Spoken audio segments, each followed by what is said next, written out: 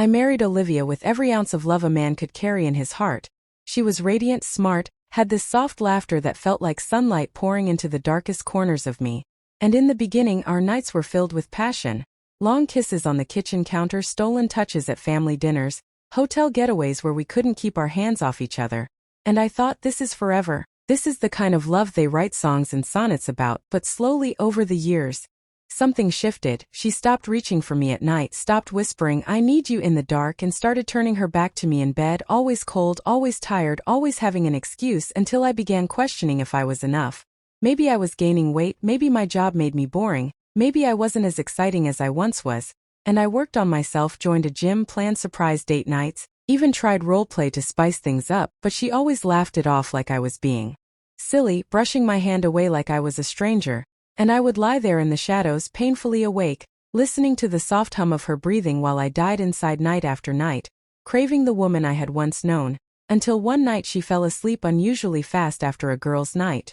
Her phone left conveniently on the nightstand, and while searching for the TV remote under the mattress, my fingers grazed something plastic, flat, hard, cold, and when I pulled it out my blood froze. It was a phone, but not hers, not the usual rose gold iPhone she flaunted, but a cheap black burner phone, hidden deep under the mattress like a snake beneath a pillow, and my instincts screamed that this was the source of the distance, the ghost that haunted our bed, the reason for her indifference. And though my hands shook, I powered it on in the bathroom, locking the door behind me with my heart pounding like a war drum. It had no password, and the home screen revealed everything, dozens of explicit messages, graphic selfies sent to numbers saved under fake names, voice notes moaning his name while I was at work or downstairs cooking her dinner, messages like, "He still thinks I'm just tired," or "Can't wait to do that thing again," behind his back, that gutted me with each line. And worst of all, one recurring thread labeled J Fire, filled with hotel receipts, lingerie pictures she never dared wear for me, and a message that said, "He's so weak, I just fake a headache and he believes it." And that's when I stopped breathing, not just from heartbreak but from humiliation, from knowing the woman I built a life with was mocking my loyalty while burning me alive with lies. I didn't confront her that night. I lay back in bed beside her, heart shattered, with the burner phone tucked under my pillow, pretending to sleep while she lay there peacefully, unaware that her secret had finally surfaced. And in the days that followed, I didn't scream or lash out. I observed, gathered every text, screenshot, and recording, and visited a divorce attorney in silence, plotting my escape not with rage but with precision, because I realized she didn't deserve the storm I once would have unleashed. She deserved to feel what it's like to be ignored, to be replaced, to be left in the dark.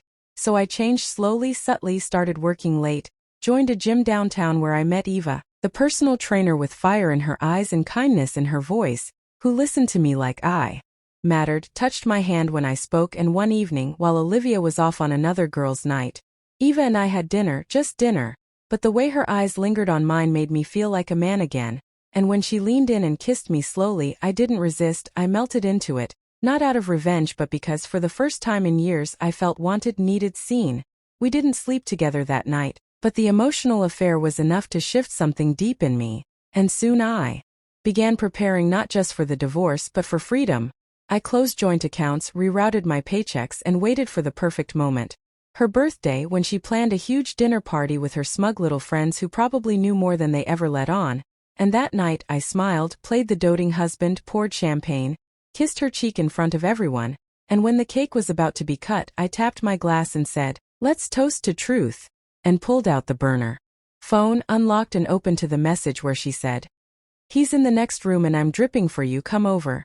And I played the audio she sent to Jay, her moaning, whispering harder, as her friends' faces turned pale, gasps filling the air, and she stood frozen, cake knife trembling in her hand, and I gently placed the divorce papers in front of her and said, "Happy birthday, sweetheart," before walking out into the night with a heart still bruised but no longer chained. She followed me outside, crying, begging, saying it was a mistake, that it meant nothing, that she was lonely and confused. And in that moment, with tears streaming down her cheeks and mascara running like melted lies, I finally saw her clearly, not the fantasy I once loved but the cruel, selfish woman she had become. And I said, "You blocked me every night in bed, Olivia, but what you really blocked was love, honesty, and any chance of redemption." And I walked away without flinching, without looking back. And though it hurt like hell for a while, I moved on, slowly found strength in Eva's laughter, in my own reflection, in rebuilding myself piece by piece, and now years later, when I lie beside someone who touches me not just with hands but with heart, I sometimes think of the burner phone, the mattress, the betrayal, and I smile, not out of bitterness, but because I survived the kind of love that doesn't love back, and I came out stronger, smarter, and finally free.